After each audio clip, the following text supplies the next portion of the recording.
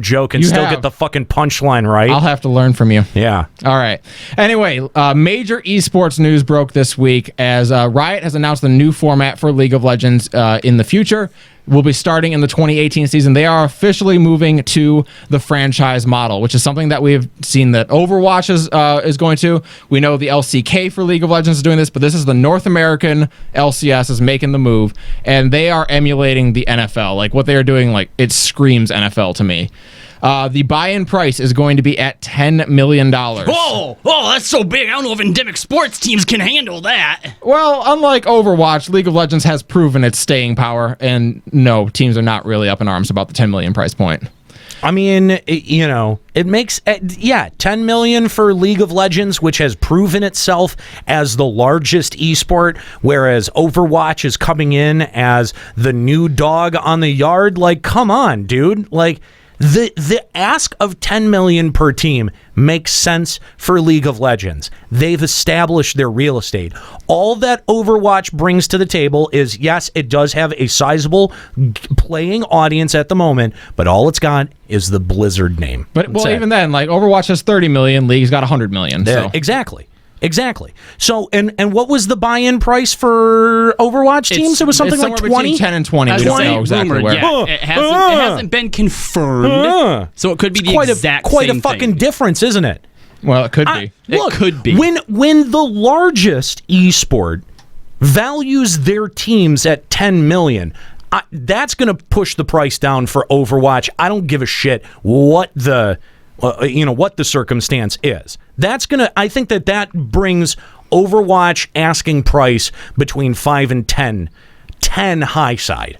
10, maybe 9 high side. Keep it in single digits. Well, one of the things you can look at it at 10 still on the idea of like this is an investment like League as big as it is probably about as big as it's going to be, whereas Overwatch, we don't know what its upper ceiling is going to look like yet. Well, so you can probably still argue it, but one of the things that I'm interested in too is at least the way that it was mentioned with Overwatch in the earlier days of theorizing it was that depending on where you want to buy your franchise could also include the price. So like for League, is it just a flat? It's a flat $10 million for League. Yeah. Yep. It's a flat $10 million. And that does make a little bit more sense. And again, Overwatch and Blizzard is trying to drive a much more regional system. But I mean, when we talk about trying to drive a regional system, that's what this move is also designed to do for League, right? Like well, the 10 teams who do end up being in the League, I'm sure they will put down roots somewhere, right? And they'll get attached to a city, and hopefully, I think if you don't just see just long-term esports organizations investing, and I think you're going to see a multitude of people investing in this, including cities themselves like Vegas, like DC, that have been trying to attract an esports audience. I think that this screams an opportunity for them to get in on the ground floor and bring the most popular esport to their city. My guess would be that we'll see TSM, CLG, Cloud9, and maybe Phoenix. They'll all apply and do their own team. The other 6 teams currently in the NALCS will probably band together in some form to maybe make a couple more teams, and then the remaining 4 spots will probably end up going to people from outside of current League of Legends. Now you said would be my guess anyway. This is for the North American League. You said there was one other league that was planning on doing this. LCK is starting it this season. Okay, currently, and League of Legends starts it in 2018 for the spring. So for North America. So have any organizations outside of esports, maybe more traditional sports organizations, expressed any interest in the wake of this move in getting in? Not yet. Basically, this news broke at the end of last week, and applications are still being taken. No one is guaranteed a spot. Unlike LCK, where it's the 10 people who were in the league at that point would be going on. Right. No one is guaranteed a spot in LCS. Every team who wants a spot has to apply. It's a hard buy-in. It is a hard buy-in, and your application also requires you to lay out what your business model is for both growth of your team, interaction with fans, developing players, and all that. You have to have a full business plan ready before you're even considered. So is Riot overseeing all of this as well? Yes, Riot is overseeing this. So they're the arbiter. Yes. Oh, wow. Basically, this all came out of 20 teams from North America and Europe last year, jointly sent a letter to Riot expressing frustrations with the current model. They wanted relegation to be put to bed, and this was the result of it. And a couple cool things are coming out of this. Every player in the league from now on will be guaranteed a minimum base salary of $75,000. That's That is fantastic. awesome. That's great. Or that's awesome, but also ridiculous when you think about it. Yeah. No, I don't think I don't think that is ridiculous. No, not at all. When you No, talk. when I just think about how much I put into college and I make not nearly that much. but that's athletics. Okay, though. That's but- pro athletics. Right, and that's No, I know. Yeah, that's the thing is that when we kind of sit around and go, oh well, shit. Like if I knew that I could make that kind of money off a Street Fighter, I would have been trying at this way earlier. Yeah, but even trying doesn't guarantee anything. Right. Like in reality, I think what you have to look at this as a comparison to is other sports. Yeah. Yes. And when you look at the pay scale for professional athletes, $75,000 is actually fairly low side. Yeah.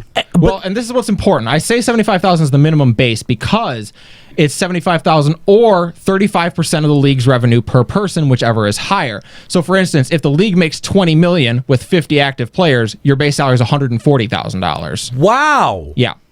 So wow. it is if the league is profitable, your base salary goes up. Guaranteed. Holy That's shit. great. In addition, Wow. a players association will be formed, and all teams will have representation on it.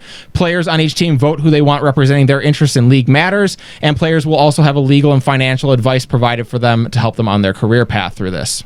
Wow. I mean, that's just giving, dude. That's giving the resources to these athletes that they've needed for a long time. Yeah. It's This not is just really a matter of, let's put relegation to bed and do it this way. This is changing everything. This sets the standard. Yeah. I think this sets the standard for a world-class league that is set out to take care of the athletes that have invested their time into the game. And I think, what Riot may be a little bit more aware of that other developers aren't as keen to or aren't as woke to, is that these esports athletes have a real choice, right? You don't have to go League of Legends to be a successful esports athlete, right? Like, if you're going to devote your time to one game and one game exclusively, you have to realize that you're in competition. From the perspective of Riot, you're in competition with Valve and Counter-Strike. You're in competition with every other MOBA that's out there and every other MOBA development. You're in a competition for talent. Yep. Mm-hmm. Think of it like if you need an analog, right? If you're having a tough time wrapping your head around that, if you need an analog, think of it like the Monday Night Wars for wrestling, right? Where there was a war going on between WWF and WCW for talent. Yeah, this is before one was bought by the other, and it was just a staged war. There was actually a real bidding war. Yep. And the people's careers were made and broke. Yep. By this bidding war. And so I think that you're gonna see something kind of similar here, where at some point all of these developers are going to realize that they're in competition with one another for who is investing their time where. Yep. And Riot, I think, has just made a really big head start in going, devote your time here, because this is what you can get out of it. It's a tangible reward. It's a tangible thing that anyone, even a third party objective observer, can look at that and go, yep, that's pretty clear that anyone who's playing at even a high skill level is brought into the fold, is protected with a salary, is given the is as given a players association. Yes, is given the tools and the opportunities and the resources that they need to be successful in their career path. path. This is brilliant. Yeah, this is fucking brilliant. If I'm a Dota or a Smite player and I read this, guess what game I'm thinking about switching to? League. Absolutely. Well, in addition, totally. with the franchise model, relegation is now, of course, going away, so a bad season won't cost your team its spot anymore. However, that raised a bunch of concerns of teams that might try bottom feeding, which is keeping a dirt cheap roster and still being able to make money even in last place. Right. And they've addressed that. They have said teams that are found to be bottom feeding will face mounting consequences. Teams will be subject to an investigation and possibly lose their right to compete if they finish in 9th or 10th 5 times over an 8-split span.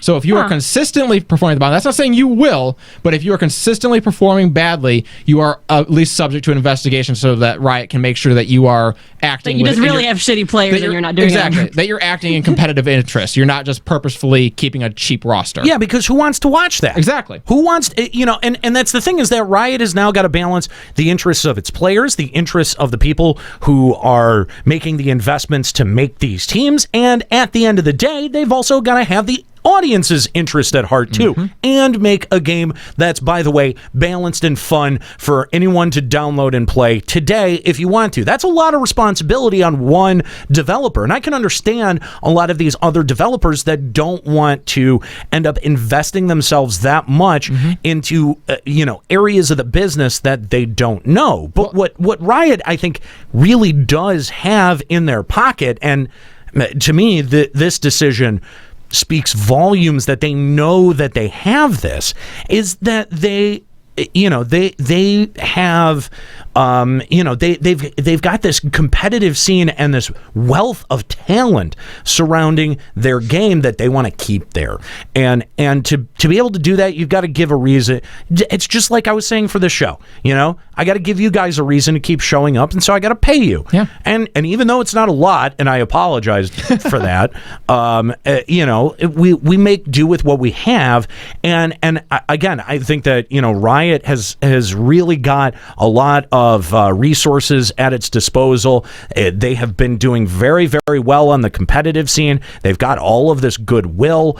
Keep doing that. And this is a decision that, again, speaks to the community, right? Like this is something that to me says, well, they have interests that are not their bottom line at heart. There's some other driving factors behind, well, what are we going to make off of this? Well, but I think there is an element of, Riot openly says, no, we're not really focusing on developing any new games. League of Legends is their game. Right. It is what they do, and they want it to have a lasting impact in the world of esports. They want it to, it's a legacy thing almost. How will people look back and remember League of Legends? And I think it's really exciting. I think it's a gutsy call on their part. Like, it shows a ton of faith, but when you've sold out your world championships 4 years running and you've got 100,000 people on average watching on Twitch, you feel confident making that move. Yeah, you can make those ballsy moves because you don't have as far to fall. I've never actually kind of looked at it that way. Like, I never really thought, like, hey, what else does Riot do?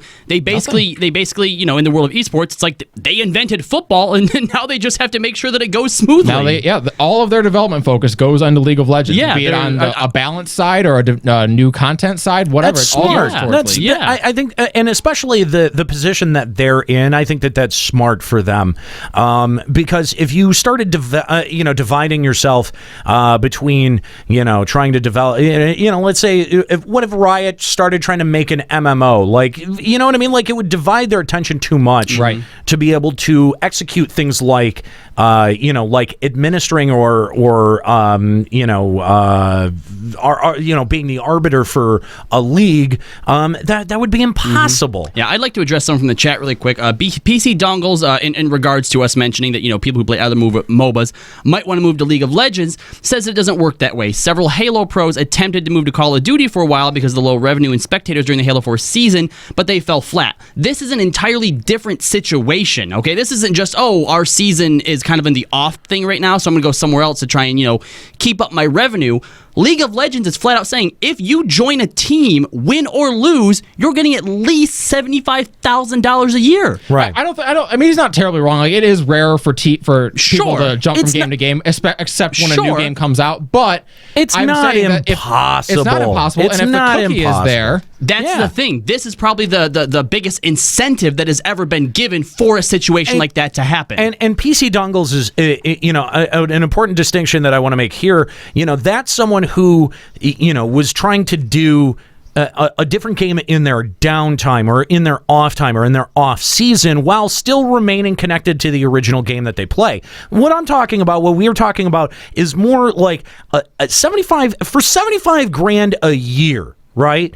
Win or lose. You're talking about, that is a good enough incentive to, if you were playing Counter-Strike Go every fucking day, to be like, well, I'm going to be playing League of Legends every day. You're taking an anecdotal situation where someone is, trying to develop two skills at once, whereas we're talking about someone who sees this, puts a pin in whatever they were doing, and devotes themselves to League of Legends. Now, it may take a year, it may take 5 years, but if they work hard enough, they could see a return on that. They could, and anyone who is young enough to be able to, and again, you're talking about really, really young folks who are really sharpening their skills at whatever game they want to choose. And previous to this, I think the majority of that decision has been whatever jives with whatever you want to play. Like it's been subjective, right? Like it's been up to the person's taste. Like I really like Street Fighter, and they get really good at Street Fighter because they keep playing it again and again and again. $75,000 a year is an additional incentive that I think changes the dynamic there, where you'll have people who maybe League is not their favorite game, but they have a propensity for MOBA strategy, and they're able to adopt and change their play style. I don't think that this is going to then make other companies be like, well, wait, we want them playing our game. Maybe we should get on this. Absolutely, yes. I think it will. Yeah, no. But I don't know how many other companies have the footing to do it that Riot has. Exactly. I mean, that's true. Exactly. Yeah, Riot has, and because of all of the things that Callie had mentioned, because they exclusively developed for League of Legends, they have more resources available to them to keep that ball rolling, right? It's sort of like, but I mean, they have the fighting game tournaments and stuff every year. You'd think that there would be some stake in it for the fighting game genre.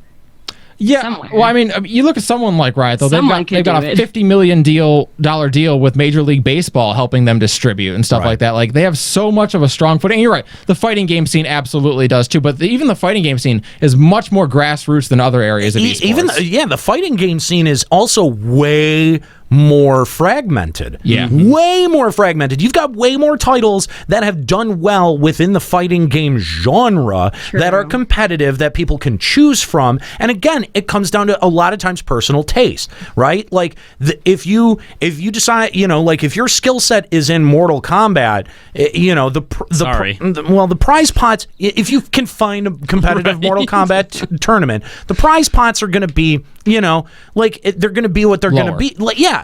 But the thing is this is yearly income. Like that's like that. Yeah, this is guaranteed money, and that's something.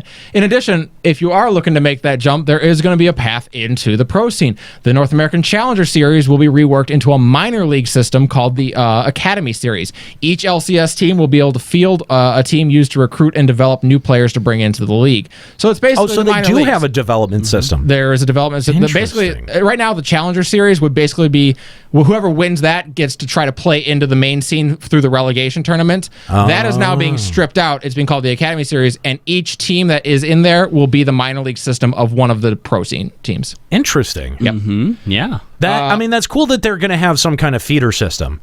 Exactly. In addition, they're now adding in revenue sharing. So if Riot makes a deal with a media company like the one they made with Major League Baseball, they'll be divvying up profits that goes to the teams in their league. 32.5% of league revenues will go to the teams, half of it being divided up evenly, and the other half being split based on how well the teams finished in that season. This all sounds so good. Beyond that, kind of a quid pro quo thing there. On the other hand, teams will now be required to share a portion of their merchandise sales profits with the league. So it's a sharing system. Yeah. I like it. That makes sense. It makes sense. I mean, that's what the NFL does. Yeah.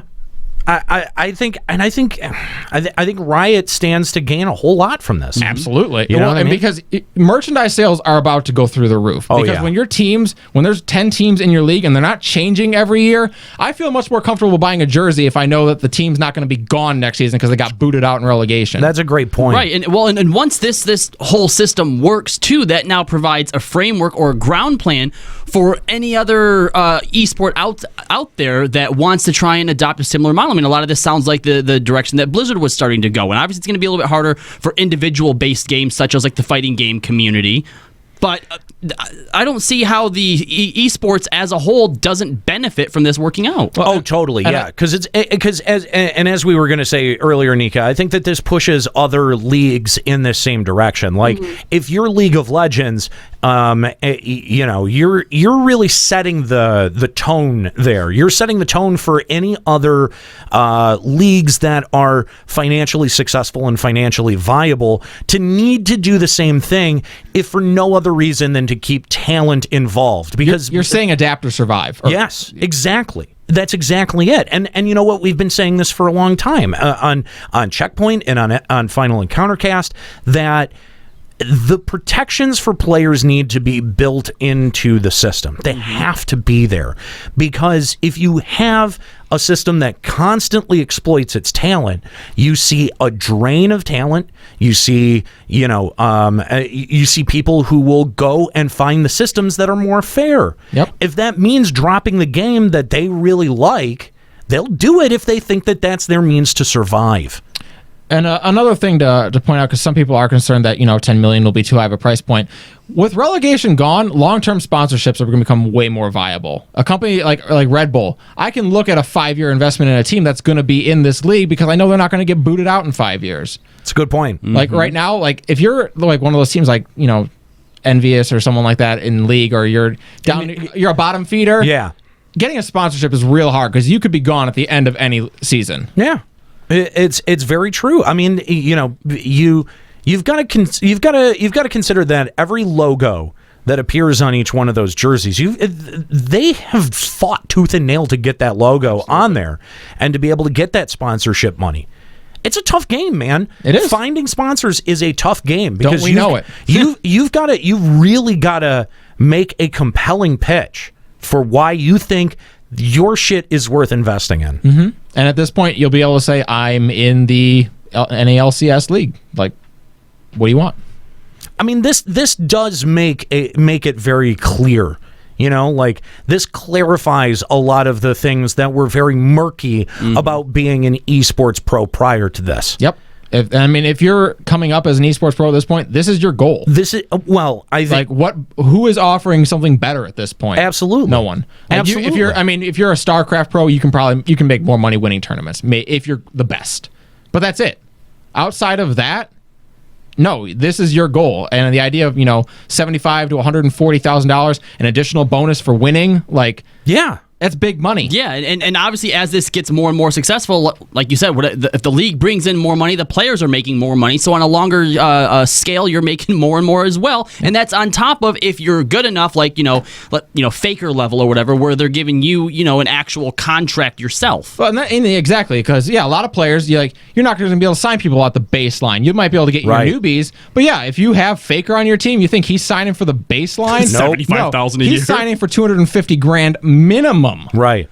Yeah. And that's the other thing, is that it is going to drive. Is there an upper cap on salaries? Did they haven't come out with one yet. They don't have one? I'm sure there will be one, but they haven't come out with one yet. Oh. I mean, we may start to see some bloating salaries. Salary cap. We may. Well, I mean, yeah, no, I agree. It has been proven that that's been necessary in other sports fields. Absolutely. Look at Major League Baseball today. Exactly. The salaries are still a mess. Yeah. Yeah. No. So, I mean, you might want to, I don't know, it may behoove them to kind of iron all of that out. Right. I mean, we still have tons of details that we're waiting on for how everything will work. I'm still waiting to find out, which teams are going to be in it. But just the fact that they have this framework and it's It's good. Like, I read through it, and I'm like, I thought I'd be like, when I knew this announcement was coming, we just didn't know when. Right. I was gonna say, Well, because we covered the China with LCK. Yeah. Right. So we knew this was going to happen, but I was sat there thinking, like, there's going to be a bunch of things I'm going to be pissed about and a bunch of things I'm going to be happy about. And I read through this, I'm like, I'm having a hard time coming up with downsides. This is well designed. This is good. And they listen, and the reason it's good is because they listen to a lot of the requests of their teams when designing it. Yeah. So good on you guys, Riot. Nailed it. I mean, this alone, look, I've played League of Legends, not really my thing, right? Sure. And I've never really been, much for watching it or getting established to a team, but something like this, like you said, is pretty much carbon copy, setting it up like it's the NFL. This is something that is going to be very easy for people to follow. So, well, you said that League of Legends is probably where it's at as far as growth goes. I don't think it's going to grow a ton more. I think that there's room for its it. pro scene may grow more. I think it's at 100 million players. I don't think. Okay. I think. No, I think that's here's where it has room to grow. Children, kids, little kids. I mean, little kids. You know what I mean? The Hulkamaniacs. I know that I keep drawing weird parallels to wrestling, but when you are reaching out to a fan base that young, because most of those economic decisions are driven by the parents. The parents are the ones that are spending the money. Like that is that is a highly, highly, highly marketable demographic. And being that it's attached to video games, free to play video game, the connection is right there. And being free to play is also just another humongous advantage for them. That too. I think you're right. Like there probably is still room to grow. I didn't consider the next generation coming in. That's what I'm saying. You don't have too many esports that go generational. Well, not just that, but I mean, like until it's such a mainstream thing that you've got kids coming up to you and telling you who their favorite esports athlete is. You know what I mean? Like I'm talking like that kind of mainstream acceptance. And again, I feel like that's a generational thing, right? Like definitely. We brought video games, our generations brought video games into the mainstream where, we have talk shows about it, and Hollywood knows that we want to see movies based off video games, but they just don't know how to do it. Like those types of things. Like we are a targetable demographic, but I think that there's got to be another wave of this where even folks our age look at esports athletes, and we're like, there's like a little bit of that short circuiting that goes on where even if you are a fan of esports, and even if you believe hook, line, and sinker in the fact that it is competitive and that it is compelling and that it is fun to watch, there is that short circuit that goes, they're not athletes, and you go, but no, but they are. You had it on Checkpoint when we talked about Vainglory, the mobile MOBA, where you were just like that can't be a thing, right? But someone growing up today is like, no, it's absolutely no, that's absolutely, of course. Why would it not be a thing? Exactly, and that's I think what you need is that total acceptance of like, why would this even be a question of like whether this guy is an athlete or not? That's a dumb premise. You know what I mean? Yep. And that I think is much more a generational thing and something that comes along with both time and age and evolution. Like that's not something that just through enthusiasm we can make happen. And I think that's a really interesting thing to watch form out of this sort of like primordial ooze that is esports right now. Think about this is what has always impressed me about League is that Riot didn't have really a game before it. They were out of nowhere, and within a couple of years they were up to 10 million people, then 20, then 40, now 100 million people on the back of nothing really. Just a free-to-play mobile game that they made. And that's just, it blows my mind when I think about like how far it's come, and now it's on the precipice. Yeah, and now it's on the precipice of setting the standard for esports. Well, and again, but there you see another sort of shift in generational thinking there, because for a long time anyone playing video games saw free to play and they were like, that's automatically shit. Yep, it's automatically shit. And I think it was younger gamers that hadn't accepted that idea. They have to see what because our first introduction to free to play was pay to win. Right. It was always pay to win. There was That is always true. that garbage attached to it. But when younger gamers started seeing free to play games, they had gotten past that pay to win thing a bit. Well- They started seeing things that it was just balanced. Well, not just that, but when you're younger gamers and when everything costs money, when you see a free to play, that's a free game. You have to at least try it out because you don't have the money to shell out for $60 to play something. I remember when I was like super broke in college, where I was downloading free MMOs like every other weekend. You're playing- and that's and I Gotta got find one that's good. Spoilers, they're all bad. yeah, none of them are good. That's the actual I tried secret. a couple of random Korean ones in college, and I was like, these are weird. Maple Story, anyone? I remember Maple Story. Maple Be Story ashamed. is different. Be ashamed. Is it? I don't know Maple what Story. it is. Maple Story was like a forum RPG. And That's where it branched out started, from but I think, there.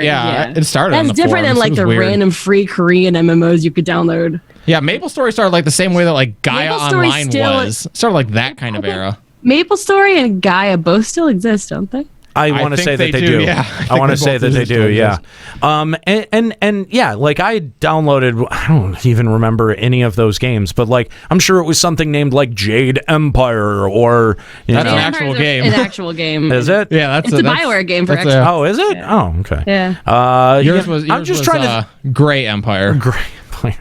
I'm just trying to think of cliched names that. Absolutely. Oh my God! I mean, because I downloaded so many of them, and I did. I played a lot of free to play MMOs. Juxta says Ragnarok Online. Ragnarok Online was another one. Mm-hmm. Yep. Ragnarok was the first MMO I tried, and I got confused, and I quit. Pretty It was with its terrible isometric graphics. Yeah, I remember Ragnarok. And so like. Yeah, I hopefully the only thing that I could see really impacting Riot at this point, or League, or any of the things that they're attempting to do with it, is if the bottom falls out of the MOBA genre, Yeah. and people just are like, I don't really care what's going on Start in MOBAs. leaving it. Yeah. Yeah. You're right. But outside of that, I think they put themselves in a good spot. They're in as good a spot as they can be, I think.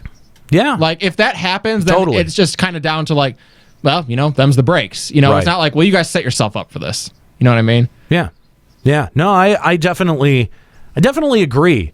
And I don't know. We're going to be keeping an eye on it as it continues to develop, definitely. both here and on Checkpoint. I'm sure that we'll end up talking about this on Checkpoint. Yeah, this I week. think so. Look forward to the FEC or the CPR World Championship League of Legend party that we throw. I don't know. I'd be in a viewing party for Worlds this year. That's not a terrible idea. Can we start Fantasy League of Legend? That already exists. That is a thing. Yeah, Let's fantasy esports is a thing. No, I think like if we could do like a watching party at like Insert Coins or something. Yeah, viewing party for I'd be into that. I'm Ready sorry, Player One. Ready Player One. I'm yeah. sure they'll already have one, but if they don't, Yeah. maybe that wouldn't be a bad idea. It'd be October. Anyway, all right, guys. I think that's going to do it here for Final Encountercast. Thanks so much for hanging out with us. No calls today. That's a little disappointing. I wanted someone to call and yell at me about last week's rant